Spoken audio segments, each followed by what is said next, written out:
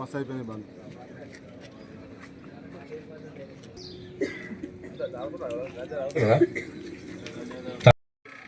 లో భాగంగా ఈరోజు సిసి నస్పూర్ పిఎస్ లిమిట్స్లో శ్యామ్నగర్లో నిర్వహించడం జరిగింది.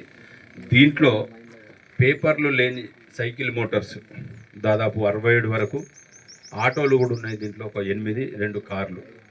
నేను వాళ్ళకు ఒకటి విన్నవిస్తూ ఉన్నా. సో అన్ని రిజిస్ట్రేషను, ఇన్సూరెన్సు, పొల్యూషను, ఎవ్రీథింగ్ కూడా అంటే సరి అయిన పత్రాలు మీతో పెట్టుకోండి.